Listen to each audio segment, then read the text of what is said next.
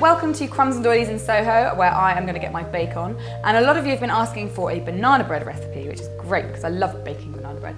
And I'm going to show you my recipe for a really moist, crunchy, pecan-topped banana bread. Let's go.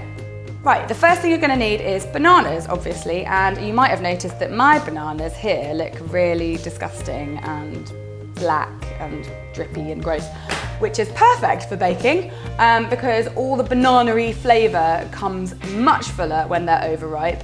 If you tried baking with a bright yellow banana, you would not get very good results. You'd get a really faint hint of banana and not a very nice sponge. These are perfect. And if, like me, you're a serial banana ignorer and you've got a fruit bowl full of brown ones, but you're not quite ready to bake at that point, then put them in the freezer, because then you can just defrost them when you need them, like I just did. So I've got my 2 bananas, or you can use 3 small ones if you don't have these big whoppers. So basically peel them, which is kind of difficult when they've come out of the freezer and they're all like drippy and gross.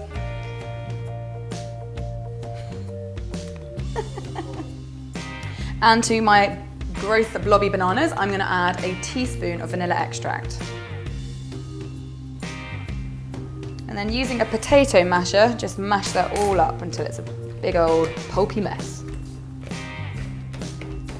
All right, put that to one side, and we're going to use it later, but for now I'm going to beat some butter and sugar together. So I've got 150 grams of softened unsalted butter, and to that I'm going to add 140 grams of light brown sugar, and 60 grams of dark soft brown sugar.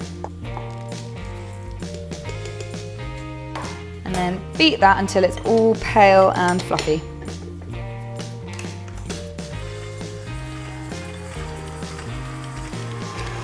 All right, that's ready, and now I need to add eggs. So I've got 2 large free-range eggs, and I'm gonna add them one by one, and I'm gonna mix really well in between each one.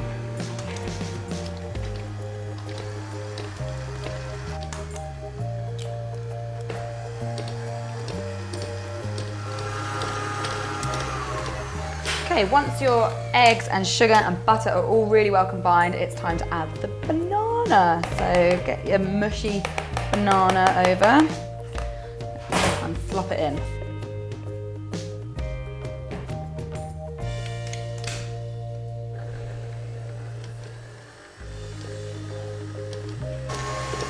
Okay, I've mixed that for about 30 seconds and it doesn't really come together. It stays kind of curdled looking because of the banana, but don't worry, it's still going to be delicious.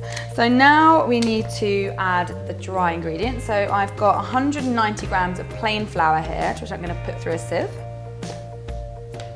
And to that add 1 teaspoon of bicarbonate of soda, 1 teaspoon of cinnamon, and then a generous pinch of cloves. That'll do.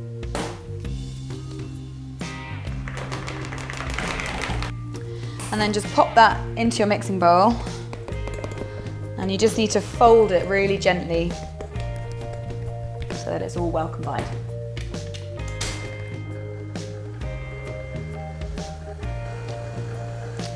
Right, that's all nicely mixed in. I haven't lost too much air because I did it really gently.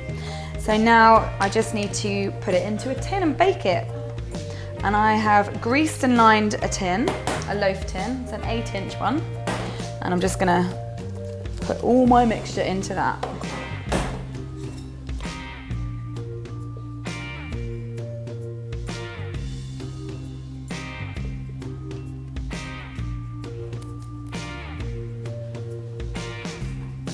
I've leveled it off with a palette knife, and I'm just gonna put some chopped pecans. I've just roughly chopped this. It's about a handful, so it's about maybe 60 grams.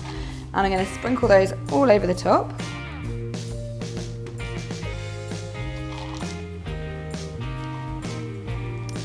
And as if that wasn't crunchy and delicious enough, I have also got some demerera sugar here with some cinnamon. I put about a tablespoon of demerara and about 1/4 teaspoon of cinnamon. Mixed it all up, and I'm going to sprinkle that on as well.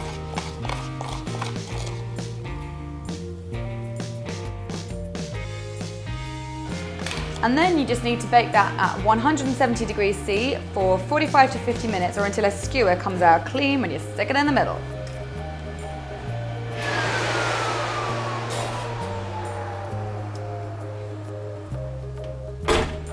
Okay, my cake's been in there for 45 minutes, so I'm just gonna check to see if it's ready. And the best way to do that is to stick a skewer right in the middle. And if it comes out with any batter on it, you need to put it back in. This one's nice and clean, so it is ready.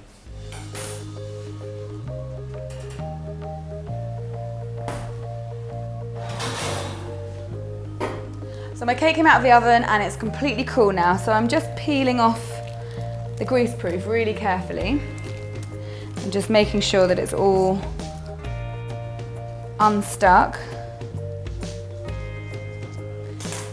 And then it's ready to display on my fancy wooden board.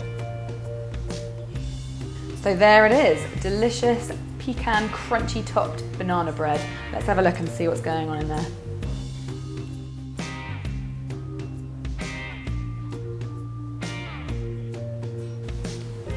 Look at how lovely and dark that is. Now that's because our bananas were super ripe and we used that lovely brown sugar, and it smells heavenly with those nuts on top, and I can't wait to have a piece with a nice cup of tea. I also really like eating this in the morning, toasted with a bit of butter on.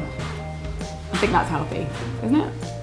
If you like that video and you want to see a new video by me every single week, then don't forget to subscribe to my channel by clicking on the link up there. And I'll be back next week with another recipe for you guys, so I'll see you then. Bye!